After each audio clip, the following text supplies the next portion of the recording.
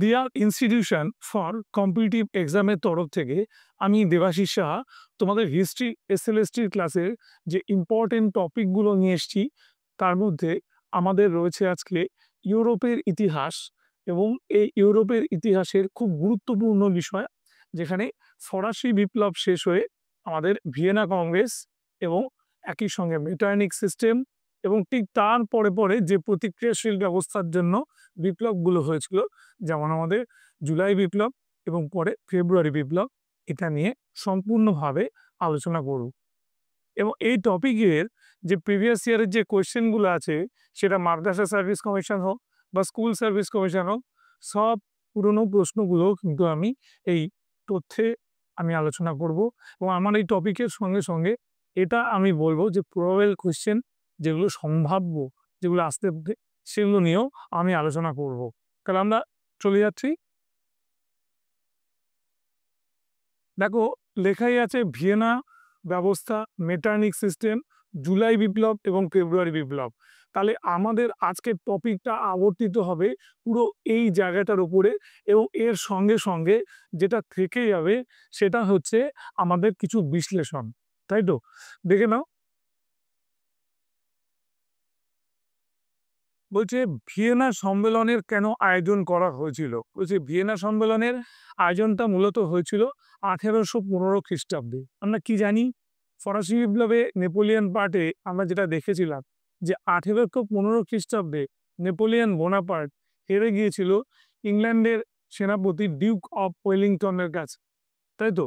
এবং Duke of ওয়েলিংটনের কাছে যখন তিনি হেরে যান এবং তাকে আমাদের সেন্ট হেলেনা দ্বীপে নির্বাসিত করা হয়, ঠিক সেই সময় আমরা দেখতে পাই যে ইউরোপে পুনর্গঠন করবার চিন্তা ভাবনা শুরু হয় এবং এই ইউরোপে পুনর্গঠন করবার চিন্তা ভাবনা যারা ভেবেছিলেন তাদের মধ্যে আমাদের ছিল নেপোলিয়ন বিজয়ী রাষ্ট্রনেতার। তাহলে নেপোলিয়ন বিজয়ী রাষ্ট্রনেতার মধ্যে যদি আমি আলোচনা করি তাহলে প্রথমেই আসবে কে? ইংল্যান্ড। ইংল্যান্ডের সঙ্গে কে আসবে? ইংল্যান্ডের সঙ্গে অবশ্যই আসবে রাশিয়া, কারণ রাশিয়ার সঙ্গে জারের সময় যুদ্ধ হয়েছিল। এবং তারও সঙ্গে সঙ্গে আমাদের চলে আসবে আরও কিছু কান্ট্রি, তাই তো? আরও কিছু দেশ। এই প্রসঙ্গে আমাদের মাথায় রাখতে হবে অস্ট্রিয়া এবং প্রাশিয়ার কথা, ঠিক? এবং যারা ঠিক করেছিল যে আমাদের নেপোলিয়ন উত্তর ফ্রান্সের ভবিষ্যৎ ঠিক করা, এবং তারা এই ভিয়েনা সম্মেলনে মিলিত হয়ে যখন আমাদের এই সম্মেলনের আমাদের মূল বক্তব্যগুলো তুলে ধরেন তখন তারা অনেকটাই নির্ভর করেছিলেন যার উপরে, তিনি হচ্ছেন অস্ট্রিয়ার চ্যান্সেলর যার নাম প্রিন্স মেটারনিক, ঠিক? এবং মেটারনিক অনেক ধারণাই এখানে দিয়েছিলেন এবং মেটারনিকের যে নীতি ছিল সেটা ছিল অবশ্যই একটা প্রতিক্রিয়াশীল ব্যবস্থা এবং এই প্রতিক্রিয়াশীল ব্যবস্থা কিভাবে কার্যকর হলো সেটা জানতে গেলে আমাদের আবার মেটারনিক সিস্টেমে ঢুকতে হবে। কিভাবে ন্যায্য অধিকার নীতি, কিভাবে শক্তিসাম্য নীতি, কিভাবে ক্ষতিপূরণ নীতি কাজ করেছিল সেটা আমার তখন দেখতে পাবো। তাহলে এই যে ভিয়েনা সম্মেলনের যে আয়োজনটা হলো অস্ট্রিয়ার রাজধানী ভিয়েনাতে এবং সেখানে আমাদের প্রাশিয়ার সঙ্গে থাকলো হচ্ছে অস্ট্রিয়া, আর ওদিক থেকে রাশিয়া আর ইংল্যান্ড, চারটে মানে মূল কান্ট্রি। এবং তারা ফরাসিদের ডেকেছিল, মানে ফ্রান্সকে ডেকেছিল এবং ফ্রান্সের রিপ্রেজেন্টেটিভ হয়ে, পরাজিত ফ্রান্সের রিপ্রেজেন্টেটিভ হয়ে, প্রতিনিধি হয়ে যিনি গিয়েছিলেন তিনি হচ্ছেন ফরাসি প্রধানমন্ত্রী তালেরা বা ট্যালির্যান্ড, তাই তো? যাকে আমরা ইংরেজিতে উচ্চারণ করছি ট্যালির্যান্ড, তাকে আমরা ফরাসিতে উচ্চারণ করছি তালেরা। তিনি গিয়েছিলেন। এবার যেটা হয়েছিল, তিনি কিন্তু চেষ্টা করেছিলেন পুরোপুরি আমাদের সীমানাটা মানে ফরাসি দেশের সীমানাটাকে একটা বেড়া দিয়ে হোক বা একটা পাঁচিল দিয়ে হোক ঘিরে ফেলতে। কারণ এখানে বলা হচ্ছিল বারবার করে যে নেপোলিয়নের সঙ্গে যখন যুদ্ধ হয়েছিল, সেই যুদ্ধ চলছিল, কন্টিনিউ হচ্ছিল, সে যুদ্ধ থেমে যায়নি, তখন কি ডিসিশন হবে? বা নেপোলিয়ন যেটুকু জায়গা সেই দেশের জিতেছিল সেইটুকু জায়গারই বা কি হবে? দেখা গেল সব নেগেটিভ এই সেন্সে যে ফ্রান্সের তরফে কিছুই আসলো না, কারণ যেহেতু চূড়ান্ত যে যুদ্ধটা ওয়াটারলু যুদ্ধে নেপোলিয়ন হেরে গেছে, তাই নেপোলিয়নের রাজ্য মানে নেপোলিয়ন যেটা জিতেছে তারা সেই কান্ট্রিগুলো, সেই জায়গাটা ওরা আবার নিয়ে নিল। ঠিক যে সন্ধি হয়েছিল, যে শর্তগুলো হয়েছিল, কোনোটাই ফরাসিদের পক্ষে থাকলো না। সবই আমাদের বিজিত রাজ্যগুলোও পেল, আবার বিজয়ী রাজ্যগুলোও পেল, কিন্তু ফ্রান্সের পক্ষে গেল না। আমি আগেই বলেছিলাম যে ট্যালিল্যান্ডের একটা মস্ত বড় ভূমিকা ছিল, যে ট্যালিল্যান্ড কিন্তু একটা ঘিরে ফেলেছিল, চারিধারটাকে সে ঘিরে ফেলার চেষ্টা করেছিল। কিভাবে? সেটা হচ্ছে যতটুকু মূল জায়গা নিয়ে ফ্রান্স গঠিত হয়েছিল তাতে উনি হাত দিতে দেননি। ঠিক এবার আমরা দেখব যে এখানে সত্যি সত্যি যে ভিয়েনা কংগ্রেসে যে অনুসৃত নীতিগুলো হয়েছিল, আমি যেগুলো বললাম, ন্যায্য অধিকার নীতি, ক্ষতিপূরণ নীতি এবং শক্তি সাম্য নীতি, এবং সেই নীতি নিতে গিয়ে ওরা কতটা কঠোর হয়েছিল, নাকি এখানে ফ্রান্সের প্রতি তারা অনেকটা দয়াশীল হয়েছিল, ক্ষমাশীল হয়েছিল, ভাববার কারণ নেই। এরকম একটা প্রতিক্রিয়াশীল নীতি যেখানে ভিয়েনা কংগ্রেস তবুও যদিও কনসিডারেবল বলা যায়, মানে সেটা অবশ্যই ক্ষমার যোগ্য যদি বলা যায় কিছু ক্ষেত্রে, কিন্তু মেটার্নিক সিস্টেমটাকে একেবারে বলাই যাবে না। কারণ এই গোটা ইউরোপ মেটার্নিক সিস্টেমে আপ্লুত ছিল একটাই কারণে, 1815 থেকে 1848, 1815 থেকে 1848, এই 33 বছরে, আমরা কি দেখেছিলাম? আমাদের মেটার্নিক আমাদের গোটা ইউরোপে যুদ্ধ হতে দেয়নি। ঠিক তাহলে যুদ্ধ হয়নি, কিন্তু প্রতিক্রিয়াশীল ব্যবস্থাগুলো কিন্তু পুরোপুরি বজায় ছিল। ঠিক, এবং এই প্রতিক্রিয়াশীল ব্যবস্থার জন্য আমরা কি দেখেছিলাম? আমাদের প্রথমে 1883-30 আমাদের কি হয়েছিল? জুলাই বিপ্লব, এবং তারপরে 1848 সালে ফেব্রুয়ারি বিপ্লব হলে সেই সমস্ত কিছু ভেঙে পড়ে। মেটার্নিকের নীতি তাসের ঘরের মতো ভেঙে পড়ে, এবং মেটার্নিক তখন আমাদের কি করেছিল? অস্ট্রিয়া ছেড়ে ইংল্যান্ডে পালিয়ে গিয়েছে, তাই তো? এবং বর্ণনা করেছিল তার সম্পর্কে, মানে অ্যালিসন ফিলিপস বলে এক ঐতিহাসিক তার সম্পর্কে বর্ণনা করেছিল। আমি ইংরেজিটাকে বলিনি, আমি বাংলা করে দিচ্ছি। When he grew old, when he grew old, the world was renewing its youth. তার মানেটা হচ্ছে একই, যে যখন তিনি বৃদ্ধ হলেন তখন পৃথিবী তার নব যৌবন লাভ করলো। তাহলে আমি একটা সিনপসিস দিয়ে দিলাম যে কি কি জিনিস আমাদের করতে হবে আর বোঝার জায়গাটা আমাদের কোথায়। এবার আমরা একটু মেটেরিয়ালটাকে দেখব। আমরা বোর্ডে চলে গেলাম। এখানে বলছে যে যে কারণে ভিয়েনা সম্মেলনে আহত হয়েছিল এবং সম্মেলনে আগত দুই মুখ্য প্রতিনিধি, এটা হচ্ছে আমাদের সত্যি কথা বলতে গেলে একটা হেডিং, তাই তো? এবং এখানে এই কথাটা আমি বলে দিই যে কারা দুজন মুখ্য প্রতিনিধি যারা কাজ করেছিল, তারা তো বোঝাই যাচ্ছে যে একজন অস্ট্রিয়ার হবে। দেখেন, নেপোলিয়নের সাম্রাজ্য বিস্তার ইউরোপের মানচিত্রে ব্যাপক পরিবর্তন ঘটে, ঠিক, এবং তার পতনের পর ইউরোপীয় রাজ্যগুলি পুনর্গঠন, সীমানার পুনর্বিন্যাস এবং যুদ্ধের ফলে উদ্ভূত বিভিন্ন সমস্যার সমাধানের উদ্দেশ্যে কি করেছিল? 1815 খ্রিস্টাব্দে অস্ট্রিয়ার রাজধানী ভিয়েনাতে একটা আন্তর্জাতিক সম্মেলনে মিলিত হয়েছিল। যতটা পারা যায় ইউরোপের ইতিহাসটাকে ল্যাঙ্গুয়েজ সহজ করেছি, প্রচুর সহজ করেছি। ইংরেজি বই থেকে বাংলা অনুবাদ করে হলেও সহজ করে দিয়েছি, যে তোমাদের বুঝতে সুবিধা, কিন্তু বাট তোমাদের পড়তে হবে। এবং এই সম্মেলনে দুই মুখ্য প্রতিনিধি ছিলেন অস্ট্রিয়ার চ্যান্সেলর মেটার্নিক এবং রাশিয়ার জার প্রথম আলেকজান্ডার। তাহলে এটা পরীক্ষার প্রশ্ন এসছে আমাদের, পাশে প্রশ্নটা দিয়েছে 2009-এ, ভালো করে দেখবে যে ভিয়েনা কংগ্রেসের দুই মুখ্য প্রতিনিধি, রাশিয়ার জার মানে প্রথম আলেকজান্ডার, আর অস্ট্রিয়ার প্রধানমন্ত্রী কি নাম বললাম? Prince Metternich. তাই যদি বলা হয় এর মধ্যে প্রথমকে, তাহলে মেটার্নিক, আর যদি বলে দ্বিতীয় প্রতিনিধি বা দ্বিতীয় নায়ককে, তাহলে হবে প্রথম আলেকজান্ডার। নেক্সট, এবার বলছে চতুর্শক্তি। চতুর্শক্তির কথা আমি আগেই বলে দিয়েছিলাম যে চারটে শক্তি মিলিত হয়েছিল, তার মধ্যে খুব সহজে ইংল্যান্ড আর রাশিয়াকে পাবে। ঠিক আছে, ইংল্যান্ড আর রাশিয়া একসঙ্গে থাকবে, আর প্রাশিয়ার সঙ্গে থাকবে অস্ট্রিয়া। ঠিক? তাহলে আমি 4টে কান্ট্রির কথা আমি আগেই বলে দিয়েছিলাম, তোমরা দেখতে পেলে।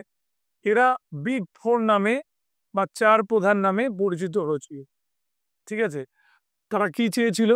যে ফরাসি বিপ্লব প্রসূত যে ভাবধারা আছে, সেই ভাবধারাগুলোকে তোমার কি করা? আমাদের পুরো সরিয়ে দেওয়া, অপসারণ করা, উদারনৈতিক ভাবধারা দমন করা, হ্যাঁ? বা অপসারণ করা, এবং ফিরে যাবে কোথায়? পুরাতন তন্ত্র। যদি পুরাতন তন্ত্রেই ফিরে যায়, তাহলে কোন বংশে তারা যাবে? যদি পুরাতন তন্ত্রে ফিরে যায়, তাহলে তারা সেই পূর্ব রাজবংশের সেই যে রাজাগুলোকে আমরা দেখেছিলাম, লুই লুই রাজা, তাদেরকে ফিরিয়ে আনতে হবে। ঠিক? এবং নেপোলিয়নকে পরাজিত করার পুরস্কার স্বরূপ ইউরোপের বিভিন্ন অঞ্চল আত্মসাৎ করা। ঠিক?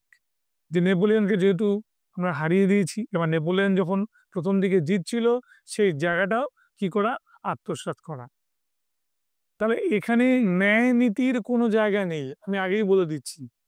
ওরা ওদের মধ্যে যেটাই বলেছিল, যেটা আমরা করব, যুদ্ধ হতে দেব না, ওদের একটা শান্তি, যুদ্ধর থেকে তোমরা শান্তি পাবে, কি যুদ্ধ না করেও মানুষ অশান্তির মধ্যে থাকে যদি ওদের মধ্যে আমাদের অ্যাজিটেশন বা ক্ষোভ ক্ষোভ কাজ করে। ঠিক আছে, নেক্সট। এবার দেখো প্রকৃত উদ্দেশ্য এবং এর সভাপতি। দেখা যাক 1815 খ্রিস্টাব্দে অস্ট্রিয়ার রাজধানী ভিয়েনাতে অনুষ্ঠিত সম্মেলনের প্রকৃত উদ্দেশ্য ছিল ফরাসি বিপ্লব প্রসূত উদারনৈতিক ভাবধারা দমন করে ইউরোপে পুরাতন তন্ত্রের পুনঃপ্রতিষ্ঠা। এই কথাটাই হচ্ছে আমাদের আসল কথা, ইউরোপে পুরাতন তন্ত্রের পুনঃপ্রতিষ্ঠা। এবং কিন্তু ওরা প্রথম দিকে রীতিমতো কিন্তু সফল হয়েছিল। ঠিক? এবং সম্পাদক, ভিয়েনা সম্মেলনের যে সম্পাদক ছিলেন প্রিন্স মেটারনিক, তিনি বলেছিলেন বিজয়ীরা একত্রিত হয়েছিল বিজয়ের ফসলকে ভাগ করে নেওয়ার জন্য। ঠিক? ওরা এমনি এমনি যায়নি, ওরা যেহেতু জয় পেয়েছে, তাই ফরাসিদের জায়গাগুলোকে নিজেদের মধ্যে ভাগ করে নেবে। অস্ট্রিয়ার চ্যান্সেলর মেটারনিক তখন কি করলো? এর পুরো নেতৃত্ব দিল। এবার একটা প্রশ্ন আছে, ভাগিদার যদি 4 জন হয়, এবার সেই ভাগটা কি সমানভাবে ডিস্ট্রিবিউট হবে না ডিস্ট্রিবিউট হবে না? যদিও বলা হয়েছিল এরকম কথা, কিন্তু অস্ট্রিয়া আখেরে লাভ করেছিল। এবং অস্ট্রিয়া যেহেতু আখেরে লাভ করেছিল প্রিন্স মেটারনিকের জন্য, কিন্তু ওইখানে ফ্রান্সের প্রভূত ক্ষতির হাত থেকে বাঁচিয়ে দিয়েছিল ফরাসি প্রধানমন্ত্রী ট্যালির্যান্ড, যেটা আমি তোমাদের বললাম।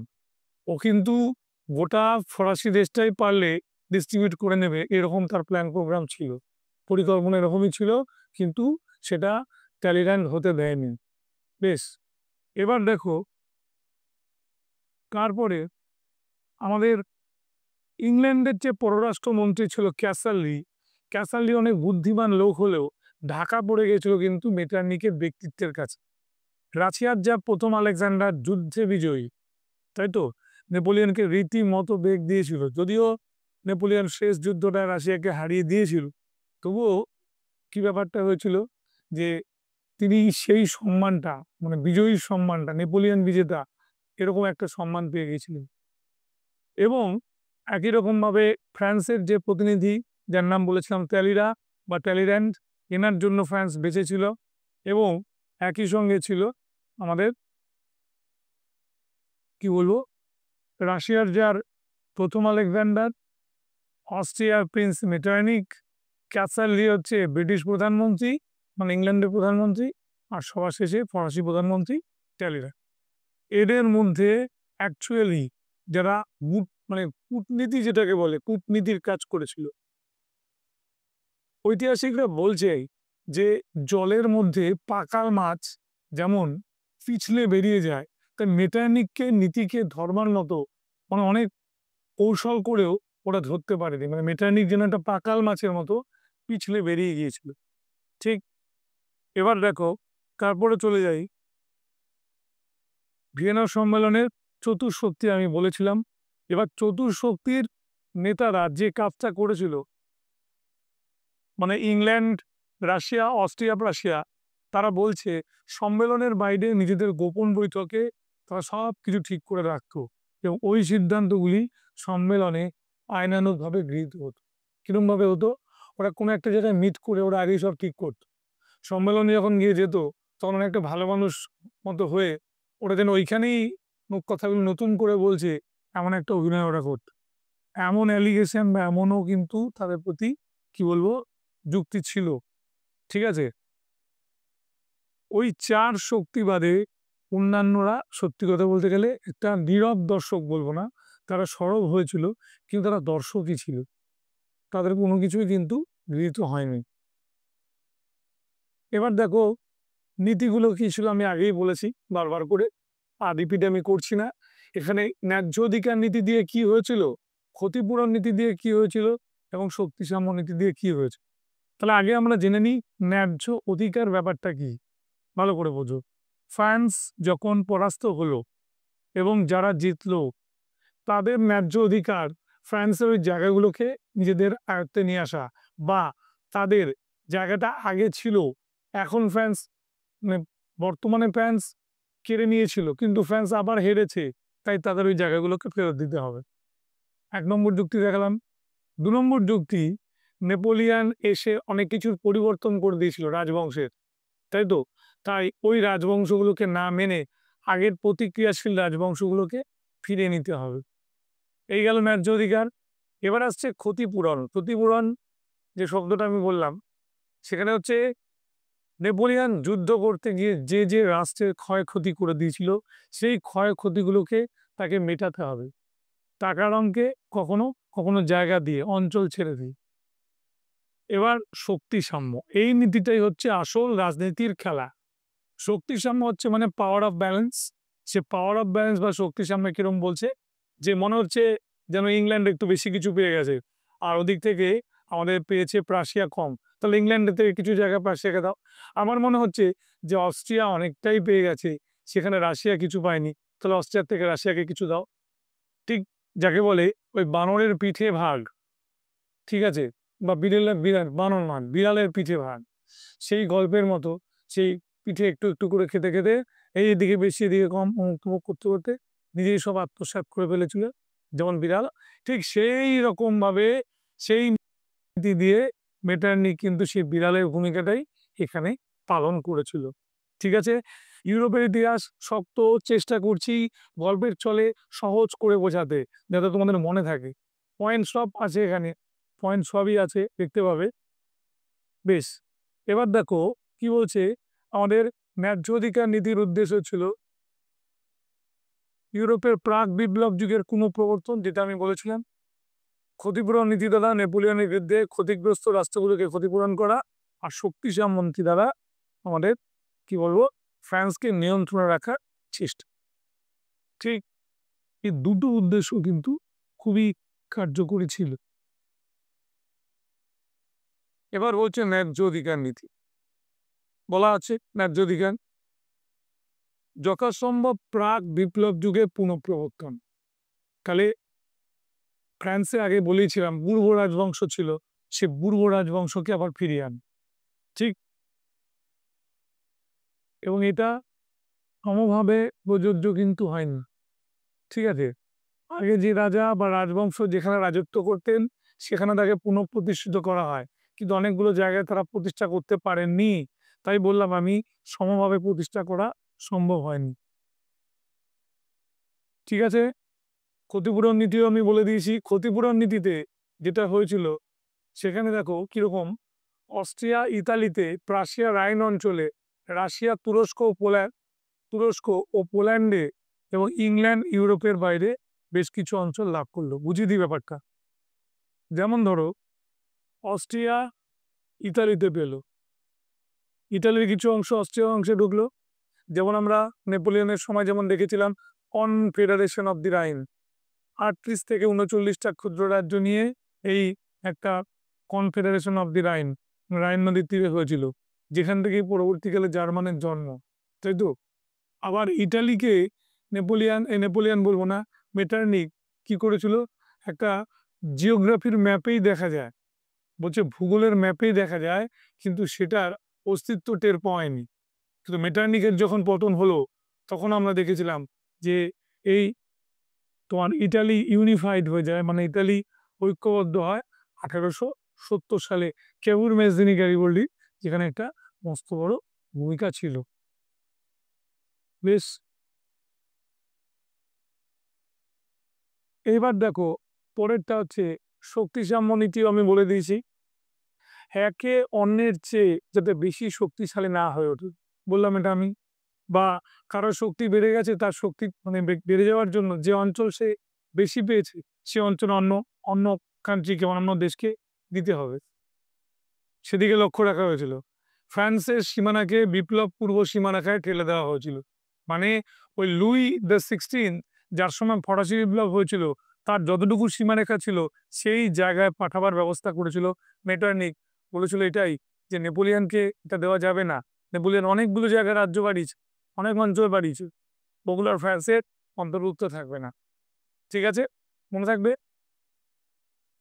এবং কি হয়েছিল, ফ্রান্সের সেনাবাহিনী একটা এই রেশিওর মধ্যে রাখা হয়েছিল বা একটা সংখ্যার মধ্যে রাখা হয়েছিল, এর বেশি কিন্তু আর বাড়ানো যাবে না, এই কথাটা কিন্তু বলা হচ্ছে। ঠিক আছে। হুম, বলেছিলাম আমি প্রথমেই যে ভিয়েনা সম্মেলনে অন্যান্য রাষ্ট্রের তেমন কোনো গুরুত্বই ছিল না, তাই তো? এই সম্মেলনে নেতৃমণ্ডলীর যুগধর্ম অর্থাৎ ওই একই কথা, ফরাসি বিপ্লব প্রসূত গণতন্ত্র, উদারতন্ত্র, জাতীয়তাবাদী ভাবধারাকে উপেক্ষা করেছিল। তবে লিবারালিজম যেটা একটা কান্ট্রির দরকার, সেটা উপেক্ষিত হয়েছিল। গণতন্ত্র, বা এটা তো দরকারি, তাকে উপেক্ষা করা হয়েছিল। তারপরে ন্যাশনালিজম বা জাতীয়তাবাদী চিন্তা ভাবনা, সেটাকেও কিন্তু উপেক্ষা করে বাতিল করে দিয়েছিল। বলছে ঠিক ঘড়ির কাঁটার বিপরীত দিকে চলবার চেষ্টা করেছিল। কি বললাম কথাটা? ঘড়ির কাঁটার বিপরীত দিকে চলবার চেষ্টা করেছিল। বেশ,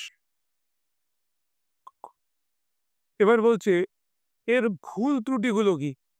ভুল ত্রুটির মধ্যে প্রথমে বলবো, ওরা ইউরোপে পুনর্গঠন করতে যাচ্ছে, এই কথাটাই কিন্তু বারবার সবাই উচ্চারণ করেছিল, কিন্তু পুনর্গঠন কি করতে পেরেছিল? বরং বন্টন করে ফেলেছিল, তাই তো? তারা গণতন্ত্র ও জাতীয়তাবাদকে উপেক্ষা করলো এবং ন্যায্য অধিকার নীতির দ্বারা তারা পুরনো রাজবংশগুলিকেই আবার পুনঃপ্রতিষ্ঠা করলো। ঠিক আছে, তাহলে কোনোভাবেই যখন জনমত তৈরি হলো, সেই জনমতকে গুরুত্ব দেওয়া হলো না। জনমত হচ্ছে একটা দেশের উন্নতির সবচেয়ে বড় রাস্তা, তাই না? একটা মন্ত্রীও তার নিজের উন্নতি করতে পারে যদি জনতার কথা ভাবে বা জনতার কথার গুরুত্ব দেয়। সেটা এখানে হলো না, যার জন্য একটা প্রগতি বিরোধী হয়ে গেল। কোনোই গুরুত্ব থাকলো না, একটা প্রগতি বিরোধী, মানে ইংরেজিতে আমরা যেটা বলি প্রোগ্রেস, তাই তো? প্রগতি মানে প্রোগ্রেস, তাহলে প্রোগ্রেসটাকেই অপোজ করা হলো। ঠিক আছে, এবং এই প্রগতি বিরোধী হয়ে যাওয়ায় ইউরোপের মধ্যে ক্ষোভ কিন্তু বাড়লো, ইউরোপের মানুষের মধ্যে ক্ষোভ বেড়ে চললো। নেক্সট চলে যাই তারপরে। এবার বলছে শক্তি সমবায়। শক্তি সমবায় তৈরি হলো, এবং এই শক্তি সমবায় তৈরি করতে গিয়ে সিদ্ধান্তগুলো তো বলেছিলাম ওরা আগে থেকেই নিয়েছিল, এবং সেখানে ওরা বলল যে আমরা এই শক্তি সমবায়ের যে রেজাল্ট পেয়েছি, সেটা হচ্ছে প্রথমে ইউরোপে একটা শান্তি শৃঙ্খলা বজায় রাখতে পেরেছি। আমি আগেই বলেছিলাম ইউরোপের শান্তি শৃঙ্খলা বজায় রাখা মানে তারা বারবার করে যে কথাটাই তুলে ধরেছিল, সেটা হচ্ছে যুদ্ধ কিন্তু হয়নি, কোনো যুদ্ধ হয়নি। দেখো, আগে নেপোলিয়নের সময় বছরে 3টে করে যুদ্ধ হতো, আর এখন দেখো কোনো যুদ্ধ নেই। যুদ্ধ করলে জিনিসপত্রের দাম বাড়ে, এটা আমরা এমনি জানি। ঠিক আছে, অর্থনীতির একটা বিরাট ক্ষয়ক্ষতি হয়, সেই জায়গাটা থেকে রিলিফ, তাই তো? সেই জায়গাটা থেকে একটা কি বলবো, সাময়িক সময়ের জন্য আরাম দিচ্ছে বলে ওরা এই কথাটা তুলেছিল। বেশ, ফ্রান্সকে সংযত রাখা মানে ফ্রান্স কিন্তু আর যেন প্রতিশোধ গ্রহণ না করে, যা করা হচ্ছে ফ্রান্সের সঙ্গে, ফ্রান্স প্রতিশোধ গ্রহণ করতে পারে, সেই প্রতিশোধ যাতে গ্রহণ না করতে পারে সেই ব্যবস্থা করা। ইউরোপের বৃহৎ শক্তিবর্গ একটি আন্তর্জাতিক প্রতিষ্ঠান গড়ে তোলে, এর নাম হয় ইউরোপীয় শক্তি সমবায়। ঠিক আছে, একই রকম ব্যাপার, আন্তর্জাতিকই সবকিছু হবে, আন্তর্জাতিক তো এখানে হবে না। বিশ্ব রাজনীতির মধ্যে এটা জড়িয়ে যাচ্ছে, এবং সম্পর্কটা রাজনীতি যখন নিজের দেশ পেরিয়ে অন্য দেশের সঙ্গে চলে যায়, তখন তা আন্তর্জাতিক সম্পর্কের ব্যাপার চলেই আসবে। গণতন্ত্র ও জাতীয়তাবাদ উপেক্ষিত হয়েছিল, এই যে যে কথাটা আমি আগেও বলেছিলাম। এবং এখানে যেটা হয়েছিল, ইটালি, জার্মানি, স্পেন, পোল্যান্ড, ঠিক আছে, এই জায়গাগুলোতে আস্তে আস্তে জাতীয়তাবাদী ভাবধারা কিন্তু তৈরি হতে শুরু করলো। ইটালিতে জাতীয়তাবাদী ভাবধারা হয়েছিল বলেই ইটালি তোমার ইউনিফাইড বা স্বাধীন হয়েছিল 70-এ, জার্মানও তাই 70-এ, এবং স্পেনে যুদ্ধ হয়েছিল এবং পোল্যান্ডেও হয়েছিল, তাই তো? তাহলে সেই সময়টা এটা কন্টিনিউ করেছিল, চলেছিল। আমরা এটাও দেখেছিলাম যে গ্রিসের স্বাধীনতার যুদ্ধ হয়েছিল 1818-তে, তাই তো? ওই কিন্তু ফল সব ওই আমাদের 1815-র শক্তি সমবায়ের ফল। হল্যান্ডের সঙ্গে বেলজিয়াম ও নরওয়ের সঙ্গে সুইডেনকে সংযুক্ত করা হয়। হল্যান্ডের সঙ্গে কি বললাম, বেলজিয়াম, নরওয়ের সঙ্গে সুইডেনকে সংযুক্ত করা হয় এবং পোল্যান্ডকে অস্ট্রিয়া, রাশিয়া ও প্রাশিয়ার মধ্যে বন্টন করা হয়। দেখলে, একটা জিনিস খুলে আর একটা জিনিসের সঙ্গে দেওয়া হলো। হল্যান্ডের সঙ্গে গেল বেলজিয়াম আর নরওয়ে, ঠিক আছে, নরওয়ে, হল্যান্ডের সঙ্গে বেলজিয়াম, নরওয়ে। আচ্ছা, বেলজিয়ামটাকে যাই, হল্যান্ডের সঙ্গে বেলজিয়ামকে আগে জুড়ে নিই। হল্যান্ড বেলজিয়াম একসঙ্গে জুড়লো, তাহলে বেলজিয়াম এত বড় একটা ইউরোপের কান্ট্রি, সেটা হল্যান্ডকে দিয়ে দিল। আবার যখন নরওয়ের ক্ষেত্র আসছে, নরওয়ের সঙ্গে দেওয়া হলো কি, সুইডেনকে সংযুক্ত করা হলো। কি রকম অদ্ভুত ব্যাপার যে দুটো দেশ, তারা কি মানসিকভাবে প্রস্তুত ছিল? তোমরা আগে আমাকে বলো। আমাদের প্রথমে বলো, হল্যান্ড আর বেলজিয়াম উভয়ের মধ্যে কি সে মানসিকভাবে প্রস্তুতি নিয়েছিল? বা যদি আমি বলি আমাদের নরওয়ে আর সুইডেনের মধ্যে সেটাকে তৈরি হয়েছিল। আমি মানছি নরওয়ে সুইডেনকে আমরা ধরি স্ক্যান্ডিনেভিয়ান কান্ট্রি, কালে এটা আসলো কেন, তাই না?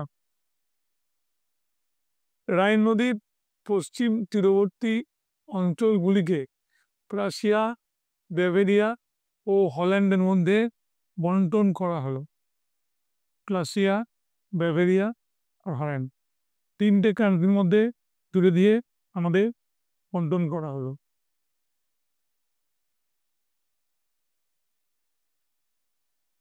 এবার বলছে ভিয়েনা ব্যবস্থা কেন স্থায়ী হলো না? ভিয়েনা সম্মেলনে যে গৃহীত ব্যবস্থা হয়েছিল সেটা হচ্ছে বেলজিয়াম, হল্যান্ড এবং নরওয়ে, সুইডেন, রাশিয়া, ফিনল্যান্ডের একটা সংযুক্তি।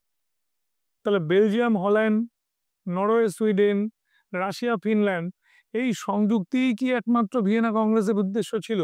তার মানে এই লাভটুকুর জন্যই কি ওরা গিয়েছিল? না, এই লাভটা আসলে ব্যাপার ছিল না। এখানে প্রতিক্রিয়াশীল নীতি নিতে নিতে আমাদের ব্রিটানিকের হাতে আসল পাওয়ারটা চলে আসছিল। একটা নিজেদের স্বার্থ চরিতার্থ করার জন্য ওরা কি করেছিল, পুরাতন তন্ত্রকে ফিরিয়ে আনতে ওরা প্রয়াসী হয়েছিল। এবং এই সিদ্ধান্তগুলি ধীরে ধীরে পরিবর্তিত এবং সংশোধিত হতে শুরু করে। তখনই সংশোধিত হতে শুরু করে যখন আমরা দেখেছিলাম ভিয়েনার এই পরেই ফেব্রুয়ারি বিপ্লব 1848 সাল, যখন পুরোপুরি আমার জেগে ওঠে ফ্রান্সের মতোই, তাই তো? মানুষের কি বলবো, চেপে রাখা বা অনুচ্চারিত যে যন্ত্রণাগুলো ছিল, বা রাষ্ট্রের প্রতি একটা যে তীব্র বাসনা ছিল রাষ্ট্রের প্রগতির প্রতি, সেটাই কিন্তু আমাদের সিস্টেমটাকে ভেঙে দিয়েছিল, মানে মেটার্নিক সিস্টেমকে ভেঙে দিয়েছিল। এবার রাশিয়ার যে জার, সে একটা চুক্তি করেছিল যাকে আমরা বলি পবিত্র চুক্তি, তাই তো, পিস সেটেলমেন্ট। সেখানে কি বলা হচ্ছে যে আমাদের খ্রিস্টান ধর্মের যে ভাগ আছে, আমরা নিশ্চয়ই জানি, ক্যাথলিক খ্রিস্টান বলি, প্রোটেস্ট্যান্ট খ্রিস্টান বলি, সেই খ্রিস্টানিটিটাকে উনি প্রায়োরিটি দিতে চেয়েছিলেন। এবং তার মূল লক্ষ্য ছিল যে সিক ম্যান অফ ইউরোপ, মানে যাকে আমরা এক কথায় বলি তোমার কি বলবো, ইউরোপের রুগ্ন মানুষ, সে তুরস্ককে সাপ্রেস করার ইচ্ছে ছিল, ঠিক আছে। এবং বলছে যে পবিত্র চুক্তির উদ্ভাবক রুশ জার প্রথম আলেকজান্ডার।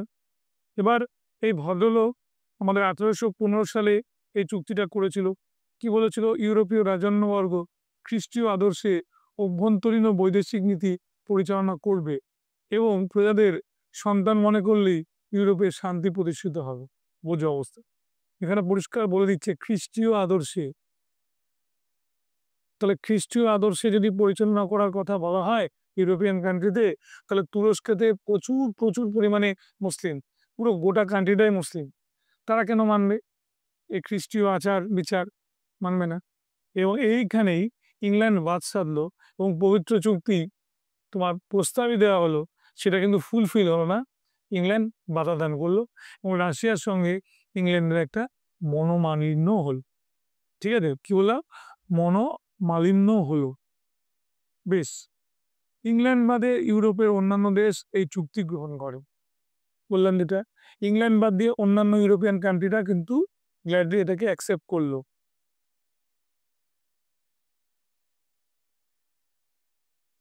ইংল্যান্ড পবিত্র চুক্তি স্বাক্ষর করলো না ঠিকই, এবং পবিত্র চুক্তি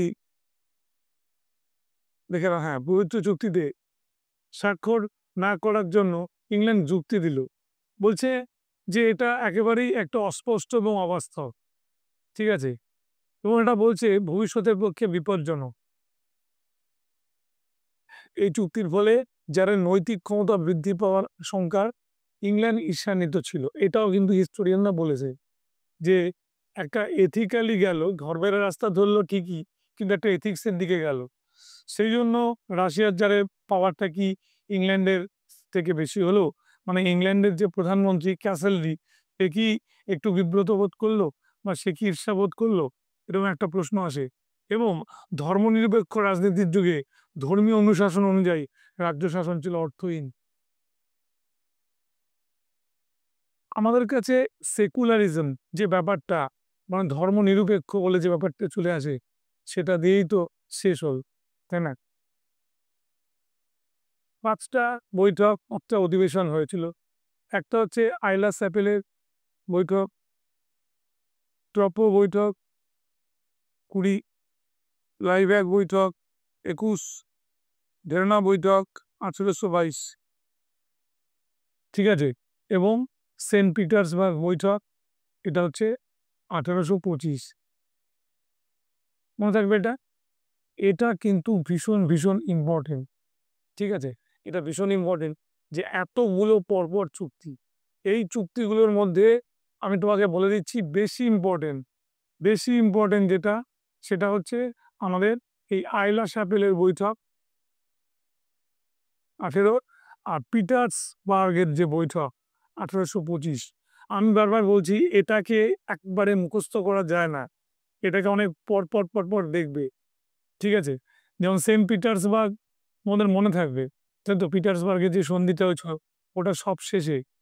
আর এখানে ধরো ভেরোনা, লাইব্যাক, ট্রপো ইম্পর্টেন্ট।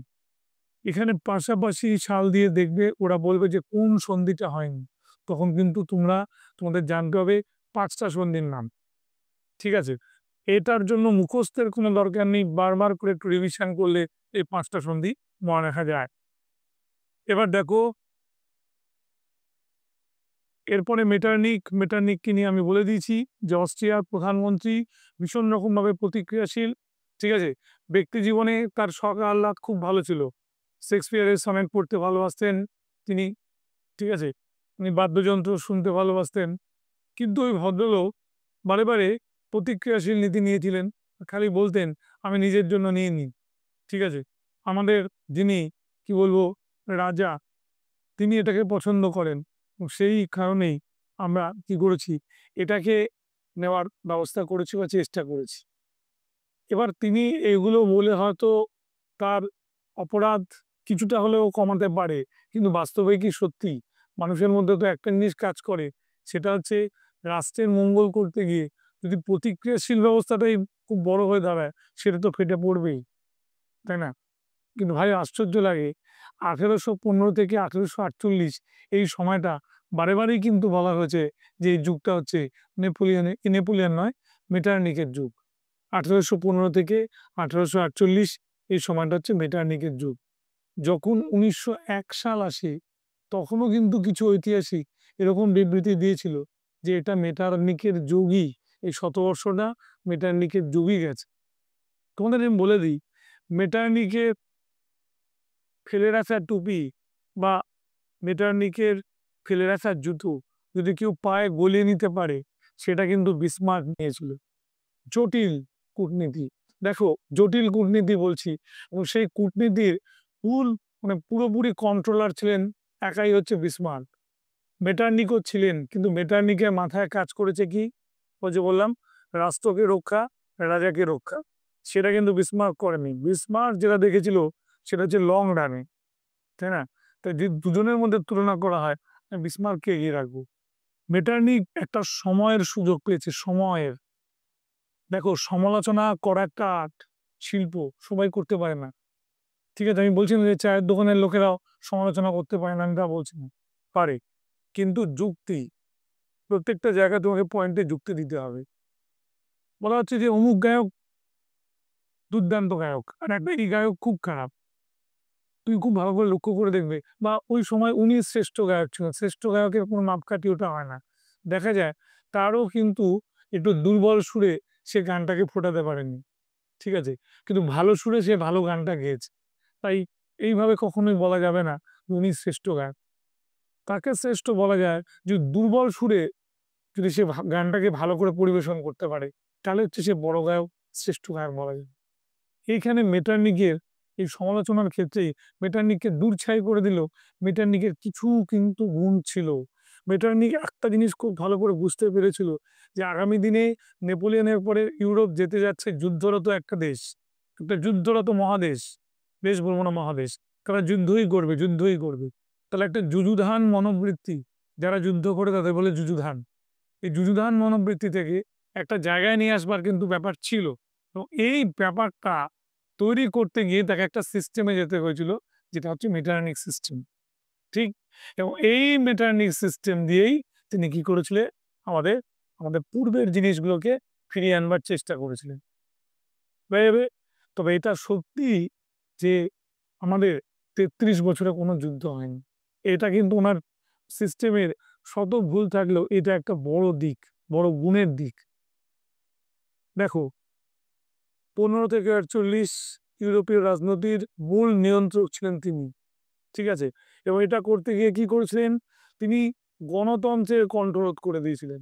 মনে রাখবে, গণতন্ত্রের কণ্ঠরোধ করে দিয়েছিলেন, এবং উদারতন্ত্রকে উনি কি করেছিলেন, চেপে দিয়েছিলেন, মানে সাপ্রেস করে দিয়েছিলেন, তাই তো?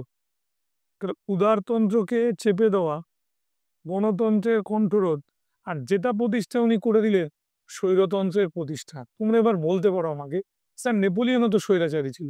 অবশ্যই, কিন্তু শুরুতেই কি ছিল না, ফরাসি বিপ্লবের যে আদর্শ, সাম্যমৈত্রী, স্বাধীনতাকেই সে কিন্তু অনুসরণ করেছিল, তাই সে ছিল বিপ্লবের সন্তান, এটা মনে রাখতে হবে। বেশ, আবার যখন এগুলো থেকে সরে এলো, তখন সে বিপ্লবকে ধ্বংস করে দিল। চতুর্শক্তি চুক্তি, আমাদের ১৮১৫ নভেম্বর, সেই 4টে কান্ট্রি যেগুলোর কথা বলেছিলাম, ইংল্যান্ড, রাশিয়া, রাশিয়া, অস্ট্রিয়া, এদের মধ্যেই হয়েছিল। ঠিক, এবং যে যার নিজ নিজ স্বার্থ ওরা বুঝে নিতে চেয়েছিল, এবং বলেছিল যে আমরা একটা ধ্বংসাত্মক শক্তির হাত থেকে ইউরোপকে রক্ষা করব।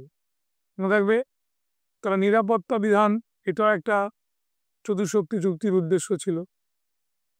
মেটার্নিকের যুগ আমি বলে দিয়েছিলাম, যিনি মেনশন করে দিয়েছিলেন ১৫ থেকে ৪৮, তিনি হচ্ছেন অধ্যাপক ফিশার। খুব কঠিন ইংরেজি ভাষায় এই বইটা লিখেছিল, ঠিক আছে, সে পড়ে বুঝতে গেলে বহুবার ডিকশনারি দেখতে হতো আমাদের। এবার আমরা চলে যাই, ১৫ থেকে ৪৮ কথা বললাম। এবার আমরা সিস্টেমের পরে যাব হচ্ছে কার্লসবাদ ডিগ্রি। কার্লসবাদ ডিগ্রি, এটা কিন্তু মেটার্নিক সিস্টেমের একটা সময় বড় পার্ট, যেখানে বলা হচ্ছিল যে মেটার্নিক যে তার দমনমূলক নির্দেশনামাগুলো কাজে লাগিয়েছিল, সেখানেই আমাদের বারে বারে বলা হয়েছিল যে জার্মান তখন তো সেভাবে তৈরি হয়নি, জার্মান যার আন্ডারে ছিল প্রাশিয়ার আন্ডারে ছিল, তাই তো? সেখানে যে রাজনৈতিক দল, ছাত্র সংগঠনগুলো আস্তে আস্তে তৈরি হচ্ছিল, তারা প্রগতি চাইছিল, তাদেরকে কি করা হয়েছিল, পুরোপুরি ব্যান করে দেওয়া হয়েছিল, নিষিদ্ধ করে দেওয়া হয়েছিল। এবং কার্লসবাদ ডিগ্রি দিয়ে এটাও বলেছিল যে আগে বিদেশের নামি দামি অধ্যাপকরা, তারা ধরো দর্শন শাস্ত্র আলোচনা করবেন, তারা ধরো তোমাদের পলিটিক্যাল সায়েন্স, তাই তো, আমাদের রাষ্ট্রবিজ্ঞান পড়াবেন বা ইতিহাস পড়াবেন। তখন উনি দেখেছেন যে ইতিহাস আর অর্থনীতি এমন দুটো সাবজেক্ট যেটা মানুষের মধ্যে বা ছাত্রই হোক বা সাধারণ মানুষ হোক ভীষণভাবে ছড়িয়ে যায়। এবং তার সঙ্গে সঙ্গে তাকে কোনো যদি রাষ্ট্রবিজ্ঞানের শিক্ষক রাজনীতির চেতনা দিয়ে দেয়, আর দর্শন ফিলোসফির যে টিচার তাকে একটা রাজনৈতিক দর্শন দিয়ে দেয়, তাহলে কিন্তু স্টুডেন্টরা প্রচণ্ডভাবে রাষ্ট্রবিরোধী হয়ে যেতে পারে। উনি কি করলেন, এই সিস্টেমটাই বন্ধ করে দিলেন। মানে বাইরের অধ্যাপকদের ঢোকা, ঠিক আছে, মানে এক দেশের অধ্যাপক আরেক দেশে পড়ানো বন্ধ করে দিলেন। তুমি ভাবো সেই যুগের সিস্টেম কতখানি আমাদের সলিড ছিল, ঠিক? এবং বলছে প্রয়োজনে গোয়েন্দা নিয়োগ করা, এবং গোয়েন্দারা কি করতো, সেগুলো ভালো করে আমাদের নজর করত। তাহলে যেটা আমরা দেখলাম সেখানে হচ্ছে ফরাসি বিপ্লব প্রসূত উদারতন্ত্র দেখলাম, জাতীয়তাবাদ ও গণতান্ত্রিক ভাবধারা প্রতিরোধের ব্যাপারটাও দেখলাম, অস্ট্রিয়ার স্বার্থকে সর্বতভাবে বজায় রেখে ইউরোপীয় রাজনীতিতে তার নিরঙ্কুশ প্রাধান্য বজায় রাখার উদ্দেশ্যে মেটার্নিক যে দমনমূলক নীতি গ্রহণ করেন, সেটাই কিন্তু মেটার্নিক পদ্ধতি নামে পরিচিত হয়। একইভাবে ওটাকে মেটার্নিক তন্ত্র বলা যায়। ইউরোপীয় রক্ষণশীলতার জনক, তাই তো? তা বলা হয়েছিল কাকে? মেটার্নিককে। এবং ইউরোপীয় শক্তি সমবায় তিনি তৈরি করেছিলেন। এবং এখানে যে দমন পীড়নের যে ব্যবস্থা করেছিলেন, সে দিয়ে উনি 1830 খ্রিস্টাব্দে ইটালির পারমা, মোডেনা এবং পোপের রাজ্য স্পেনের বিদ্রোহ দমনে গুরুত্বপূর্ণ কিন্তু ভূমিকা গ্রহণ করেছিল। তাহলে এই গুরুত্বপূর্ণ ভূমিকা পালন করতে গিয়ে, রক্ষণশীলতাকে বাঁচাতে গিয়ে আমরা একটা জিনিসই দেখলাম, তিনি সিস্টেম থেকে সরলেন না। যত সমালোচনাই হোক সিস্টেমের মধ্যে রইলেন। ঠিক আছে, তাহলে এটা বলে দিলাম। এবার মেটার্নিক পদ্ধতির ব্যর্থতা কেন এলো? উনি যুগ ধর্মকে অস্বীকার করেছিল। যুগের তো একটা ধর্ম থাকে সব সময়, যে এইভাবেই এটা এগোবে। সেই জিনিসটা তুমি কখনো বলছে, এরা খুব সুন্দর বর্ণনা দেওয়া আছে যে একটা জানলাতে কাচের সার্সি ভেঙে গেল, মানে একটা কাছের তোমার টুকরো ভেঙে গেল, সেই জায়গাটা ফাঁক হওয়ার সময় তুমি যদি মনে করো যে ওই জায়গাতে একটা বড় কাগজ ভাঁজ করে তুমি ঢুকিয়ে দেবে, তাতে তুমি রক্ষা পাবে, একদমই তা হবে না। দমকা হাওয়াতে কাগজটা পড়ে যাবে। ঠিক তেমনি মেটার্নিক এটা কিছুতেই বুঝতে চাননি যে এই যুগ ধর্ম অস্বীকার করা যাবে না, তাই তো? যখন ছাত্ররা বা রাজনৈতিক সচেতন মানুষরা তারা যখন সোচ্চার হবে, তখন এই সিস্টেম কোনোভাবেই কাজ করবে না। ঠিক আছে, এটা মনে রাখবে। এই পুরাতন তন্ত্রকে টিকিয়ে রাখা সম্ভব হয়নি। শিল্প বিপ্লব, জনসংখ্যার চাপ, নগর জীবনের প্রসার, বুর্জোয়াদের প্রাধান্য, এগুলো ইউরোপের জনজীবনকে পুরোপুরি কি করেছিল, আমাদের ডিস্টারবেন্সের মধ্যে, তাই তো, এনে দিয়েছিল। এবং এই একটা বিরক্তিকর পরিস্থিতি থেকে বেরিয়ে আসার জন্য যখন আমরা দেখলাম 48 সালে ফেব্রুয়ারি বিপ্লব হলো, তখন সব সিস্টেমটাই নষ্ট হয়ে গেল। তাহলে এতক্ষণ আমি ভিয়েনা কংগ্রেস, মেটার্নিক সিস্টেম বললাম। এবার আমাদের আসতে হবে পরের যে জায়গাটা, সেটা হচ্ছে জুলাই বিপ্লব এবং ফেব্রুয়ারি বিপ্লব। তাহলে 1815 থেকে 50 যে সময়টাকে আমরা দেখলাম, ইউরোপের ঐতিহাসিকরা তাকে ব্যাখ্যা করেছিল এটা একটা আকাঙ্ক্ষা ও ব্যর্থতার যুগ। তোমরা আমার প্রশ্ন করবে, স্যার তার মধ্যে কি জুলাই বিপ্লব আর ফেব্রুয়ারি বিপ্লব পড়ে না? নিশ্চয়ই পড়ে। পুরো স্প্যানটাই হচ্ছে আকাঙ্ক্ষা ও ব্যর্থতার যুগ। যতক্ষণ না ফেব্রুয়ারি বিপ্লব হয়েছে, ততক্ষণ তোমাদের এটা মনে রাখা দরকার যে সেই সময়টা আমাদের ব্যর্থতা অনেকটাই হ্রাস করেছিল, তাই তো? সাফল্য আসে ফেব্রুয়ারি পরে, এটা মাথায় রাখবে। মনে রাখবে যে এবার আমরা জুলাই বিপ্লব বলব। জুলাই বিপ্লবের দুটো থিম খালি মনে রাখবে। জুলাই বিপ্লব মানে সেই পুরাতন তন্ত্র, আর পুরাতন তন্ত্রে রাজাটি কে ছিল এটা তোমার মনে রাখতে হবে, এবং তাতে অসুবিধাই বা কি হয়েছিল। বেশ, আমি আগেই বলেছিলাম যে নেপোলিয়নের আগে পূর্ব যে রাজবংশের রাজারা, তাদেরকে ফিরিয়ে আনতে হবে, এবং সেই অনুযায়ী যাকে ফিরিয়ে আনা হয়েছিল তিনি গিয়েছিলেন, তিনি ছিলেন হচ্ছে অষ্টাদশ লুই। আর অষ্টাদশ লুই মরে গেলে তার জায়গায় কি হয়েছিল, সেটা হচ্ছে দশম চার্লস। তাহলে অষ্টাদশ লুই, দশম চার্লসের ব্যাপারটা আমরা ভালো করে দেখব। তার আগে আমরা একটু দেখে নিই কি কারণে হয়েছিল। এরা এখানে বলছে যে আমাদের পূর্ব রাজবংশের অষ্টাদশ লুই ফ্রান্সের সিংহাসনে বসলো। এবার এই অষ্টাদশ লুই বসার পরে সে তো পুরাতন তন্ত্রগুলোকে ফিরিয়ে আনলো, বেশ। এবং তার মৃত্যুর পরে তার যে ভাই বললাম দশম চার্লস যখন সিংহাসনে বসলো, সেখানে আমাদের কি হলো, পুরাতন তন্ত্রকে ফিরিয়ে আনার চেষ্টা করল।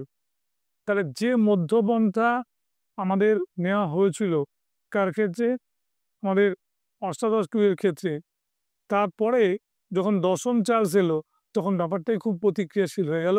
এবং এমনভাবেই ফ্রান্সে প্যারিসি বিপ্লবটা হয়েছিল, যার জন্য মেটার্নিক একটা কথা বলেছিল, আজ যদি ফ্রান্সের তোমার হাঁচি শুরু হয়, কোল্ড বানাচ্ছে হাঁচি, শুরু হয়, তাহলে সারা ইউরোপে পরের দিন কি হয়, পরের দিন সারা ইউরোপে আমাদের শুরু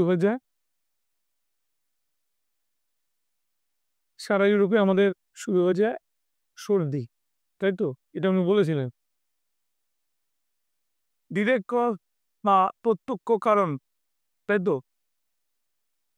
ডাইরেক্ট কজ বা প্রত্যক্ষ কারণ বললে এই দশম চার্লসের যে প্রতিক্রিয়াশীল প্রধানমন্ত্রী ছিল পলিগনাক, এই পলিগনাকের সবকিছু নীতি মানুষকে ক্ষিপ্ত করেছিল। তখন আমাদের প্যারিসের জনতা পলিগনাকের পদচ্যুতি কামনা করেছিল এবং 4টে অর্ডিন্যান্স পলিগনাক জারি করেছিল, তাই তো? এর মধ্যে আইনসভা ভেঙে দেওয়ার কথা ওঠে, সংবাদপত্রের কন্ট্রোলের কথা ওঠে, বুর্জোয়াদের ভোটাধিকার কেড়ে নেওয়ার কথা ওঠে এবং 1814 খ্রিস্টাব্দের সনদ বাতিল করার কথা হয়। লক্ষ্য করে দেখো যে দুটো জিনিস, একটা হচ্ছে তোমার সংবাদপত্রের কন্ট্রোল, সেই যুগে ইউরোপের সংবাদপত্র মানে বুঝতে পারছো, এবং একই রকমভাবে সংবাদপত্রের কন্ট্রোলই নয়, জাতীয়তাবাদী ভাবধারাগুলোকে ওরা কিন্তু নষ্ট করতে চাইলে, তাই তো? এবং বুর্জোয়া যারা বিপ্লবটা মানে পুরোপুরি নেতৃত্ব দিয়েছিল, সেই বুর্জোয়াদের ভোটাধিকার এই পলিগানাক কেড়ে নিতে চেয়েছিল, ঠিক যার ক্ষোভেই আমাদের জুলাই বিপ্লবটা হয়। এবার জুলাই অর্ডিন্যান্স জারি করা হয়। মনে রাখবে 25শে জুলাই 1830। এবার কে করলো? দশম চার্লস করলো। কার প্ররোচনায় করলো? পলিগানাকের প্ররোচনায় করলো। কি বলা হলো? যে আইনসভা ভেঙে দিতে হবে, সংবাদপত্রের স্বাধীনতা হরণ করতে হবে, যেটা আমি আগেও বলেছিলাম, বুর্জোয়াদের ভোটাধিকার কেড়ে নিতে হবে, ঠিক আছে? এবং আমাদের অষ্টাদশ লুই যে 1814 সালে যে সনদটা দিয়েছিল, মানে চার্টারটা দিয়েছিল, সেটাকে জারি করতে হবে। এবং সেটাই হয়ে গেল আলটিমেটলি কি, জুলাই অর্ডিন্যান্স, যেটাকে আমরা অর্ডিন্যান্স অফ সেন্ট ক্লড বলে আমরা দাবি করি, তাই তো? Saint clod.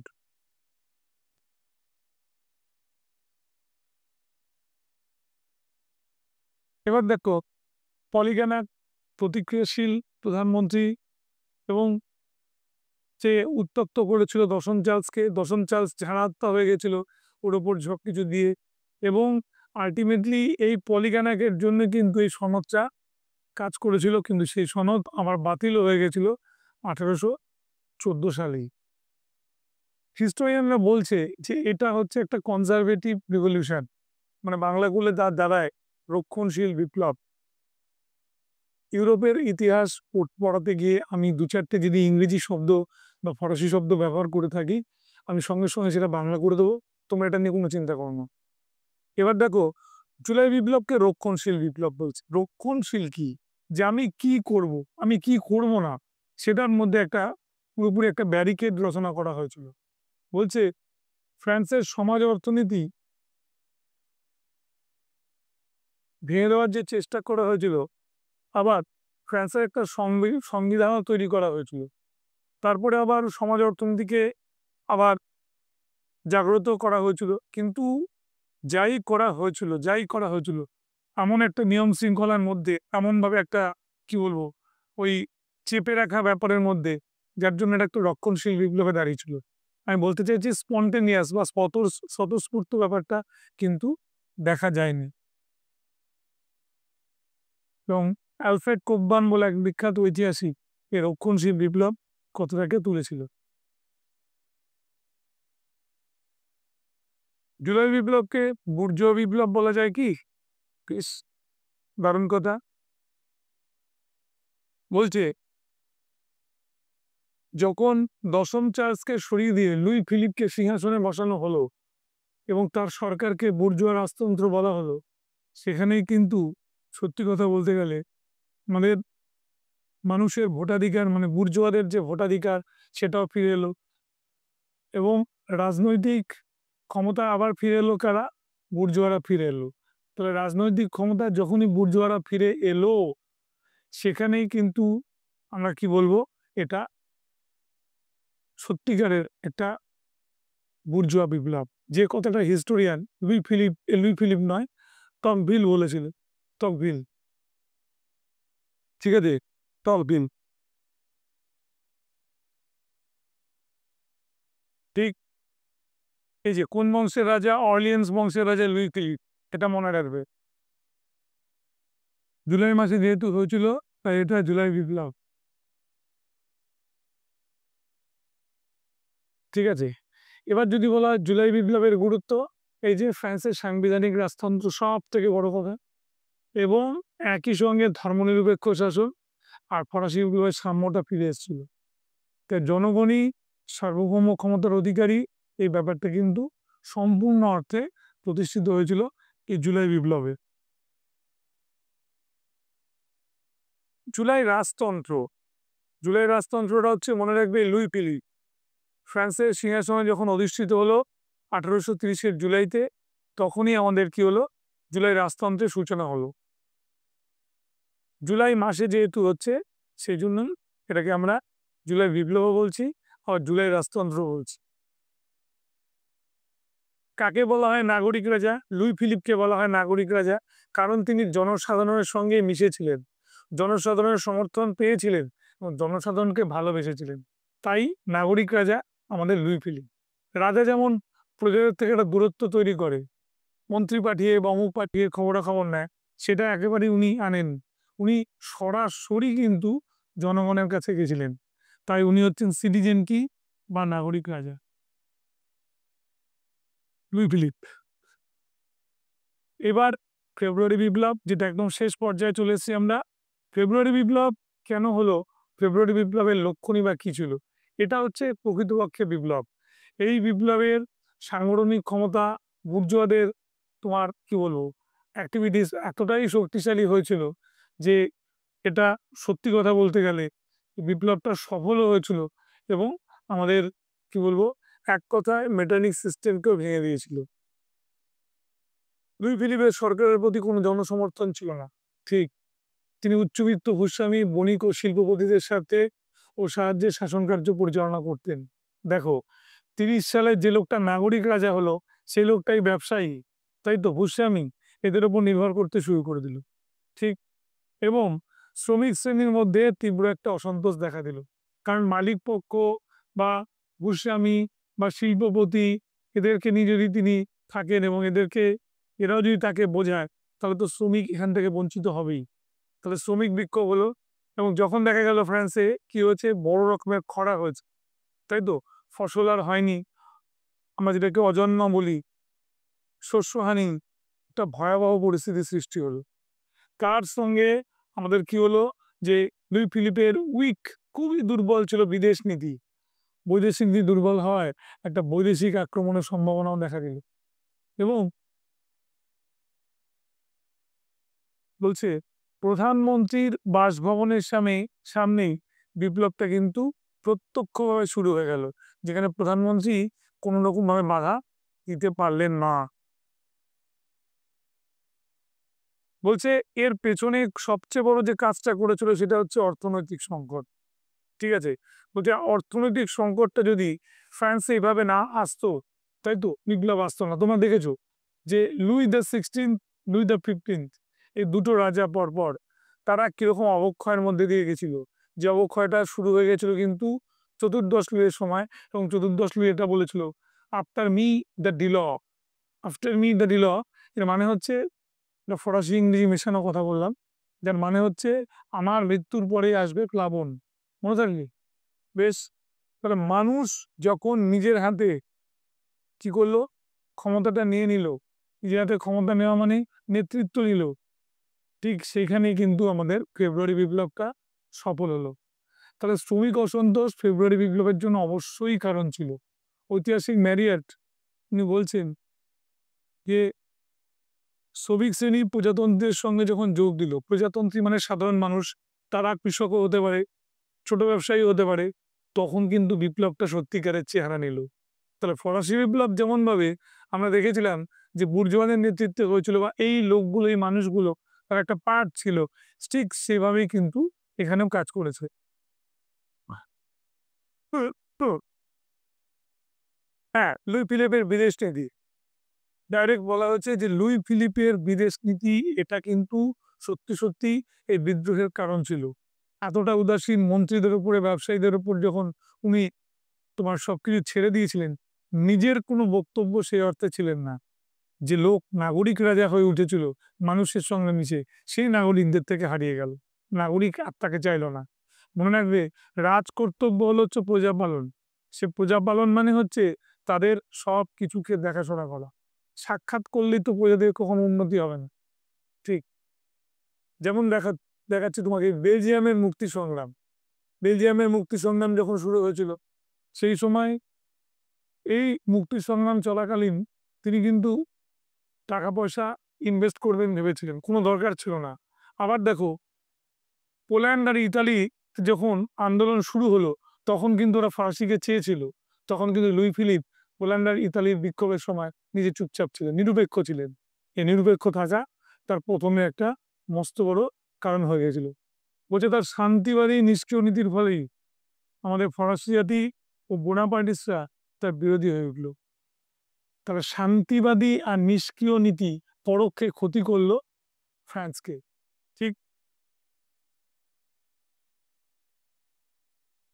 ফেব্রুয়ারি বিপ্লবে যদি কখনো বলা হয় প্রত্যক্ষ কারণ, এই প্রশ্নটা তুই সবসময় জানবে যে প্রধানমন্ত্রীর বাসগৃহে যখন বিক্ষোভ হয়েছিল, তার নাম কি গিজো, প্রধানমন্ত্রী গিজোর বাড়িতে যখন বিক্ষোভ হয়েছিল, সেটাই ছিল ডাইরেক্ট কজ। বেশ, তখনই কিন্তু বিক্ষুব্ধ জনতা আমাদের লুই ফিলিপকে বলেছিল যে আপনি সরে যান, আপনি রাজা হওয়ার যোগ্য নন বা রাজপথে থাকারও যোগ্য নন। ইউরোপের বিভিন্ন কান্ট্রিতে একটা বড় প্রভাব পড়েছিল, তোমাকে আমি আগেই বলে দিই। জার্মান ইউনিফিকেশন, ইতালি ইউনিফিকেশন, পোল্যান্ডে ঠিক আছে যে যুদ্ধ হয়েছিল, সেটার মুখ্য কারণ ছিল কিন্তু আমাদের এই কি বলবো ফেব্রুয়ারি বিপ্লব। ঠিক আছে, বিদ্রোহীদের মধ্যে যোগ্য নেতৃত্বের একটা অভাব ছিল, তাই তো, যেটা আমাদের কি হয়েছিল, ফেব্রুয়ারি বিপ্লবকে আমাদের প্রথম দিকে একেবারেই সফল করেনি, ব্যর্থ করে তোলে। কিন্তু যে অবস্থায় আমরা দেখতে পেলাম সাধারণ মানুষের হাতে ক্ষমতাটা এলো, ঠিক আছে, শ্রমিক শ্রেণী কৃষক শ্রেণীর সঙ্গে বা ছোট ব্যবসায়ীদের সঙ্গে মিশে গেল, তখনই কিন্তু বিপ্লবটা তার নিজের চেহারা নিল।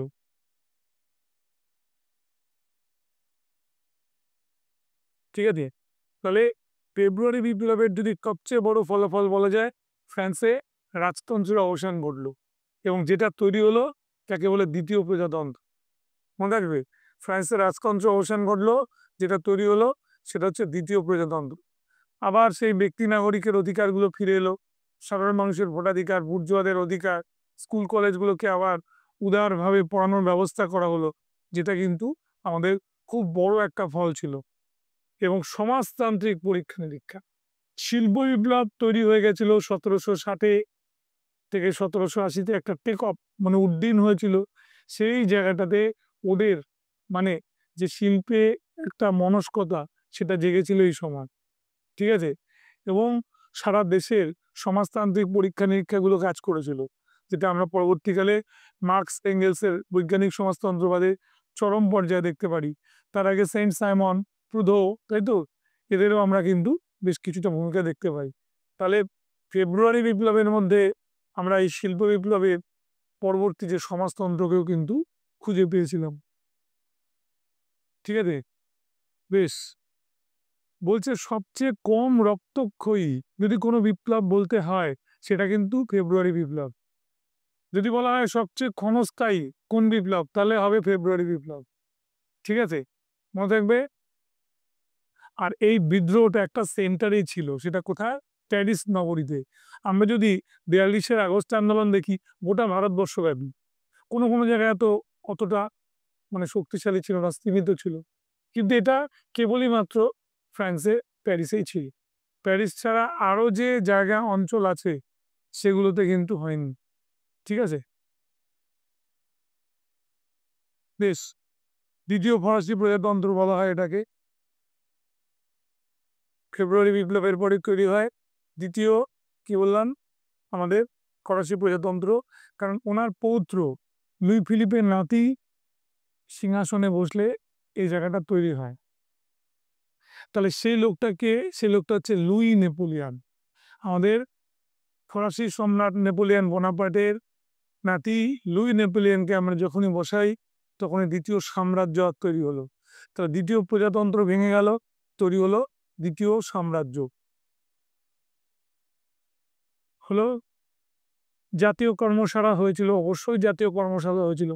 তার কারণ হচ্ছে সমাজতন্ত্রীরা আবার কারখানাগুলোতে তোমার কি বলেছিল, এই শ্রমিকদের জয়গান করেছিল এবং বেকারদের কর্মসংস্থানের জন্য শ্রমিক এই তোমার কারখানাগুলো আবার রিওপেন হয়েছিল, নতুন করে তোমার কারখানা তৈরি হয়েছিল। সেটা কিন্তু একটা ফেব্রুয়ারি বিপ্লবের একটা বড় প্রভাব ছিল। এবং কেউ যদি কোনো বেকার থেকে যায় এবং সে কোনো কারখানায় কাজ না পায়, তাকে আবার বেকার ভাতাও কিন্তু দেওয়া হতো। ঠিক আছে, এবার দেখো, জাতীয় কর্মশালা আমাদের বন্ধ করে দেওয়া হয়েছিল। কেন হয়েছিল? সেটা হচ্ছে একটা বিরোধের বলে সমাজতন্ত্রীদের বাদ দিয়ে দেওয়া হয়েছিল, যাদের চাইনিজ শিল্পপতিরা। তখন ওরা কি করেছিল, এই জাতীয় কর্মশালা বন্ধ করে, মানে কারখানাগুলোকে লক আউট করে দেয়। এবং এরপরে যেটা হয়, ওরা আমাদের শ্রমিক বিদ্রোহ ঘটায় 48 সালে জুন মাসে। তাই এটাকে জুন বিদ্রোহ বলে। ঠিক আগের মাসেই এই শ্রমিক বিদ্রোহটা হয়েছিল। কতভাবে জেগেছিল এই 1848 সালে। এটা পুরোপুরি জানুয়ারি থেকে আরম্ভ করে জুলাই পর্যন্ত কন্টিনিউ করেছিল। আর তারও পরে প্রভাব ছিল বলে এটাকে কিন্তু আমরা এক কথায় বলি বিপ্লবের বছর। কারণ সেটা এমনই প্রভাবিত হলো যে অস্ট্রিয়া, হাঙ্গেরি, ইতালি, জার্মানি, সুইজারল্যান্ডে এখানেও কিন্তু একটা বিপ্লবের আঁচটা গিয়ে পৌঁছেছিল। তাই তো এক বিশিষ্ট ঐতিহাসিক লজ বলেছিল যে ফ্রান্সের একটা ফায়ার প্লেস থেকে, আমাদের একটা বা চুল্লি থেকে একটা, কি বলবো, অগ্নিময় একটা কাঠ যেন ছড়িয়ে পড়েছিল। সেই আগুন গোটা ইউরোপকে গ্রাস করেছিল। ঠিক,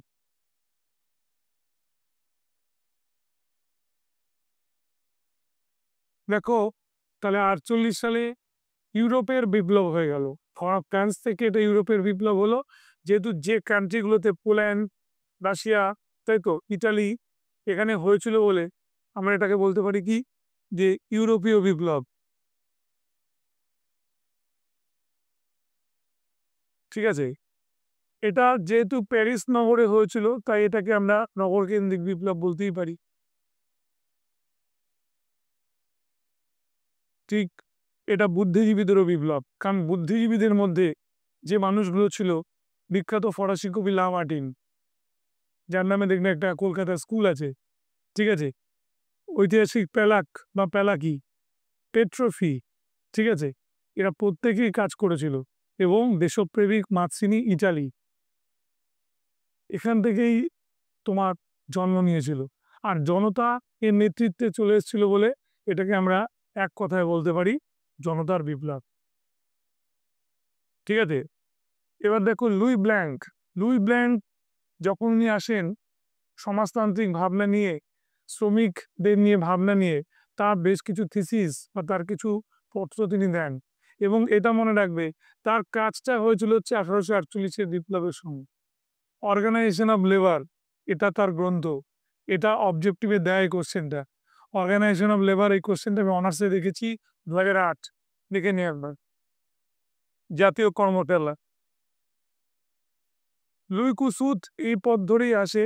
উনি হ্যাঙ্গেরি থেকে উনি বিপ্লব করেছিলেন বলে ওনাকে হ্যাঙ্গেরির মাৎসিনি বলা হয়। ঠিক আছে? ইতালিতে যেমন মাৎসিনি করেছিল তেমন কিন্তু লুই কুসুত করেছিল। ঠিক আছে? আমেরিকে ও অস্ট্রিয়ার হাত থেকে বাঁচানোর জন্যই উনি লড়াইটা করেছিলেন এবং লুই কুসুত প্রয়োজনে ইংল্যান্ডের সাহায্য নিয়েছিলেন। মার্ক করে দিচ্ছি।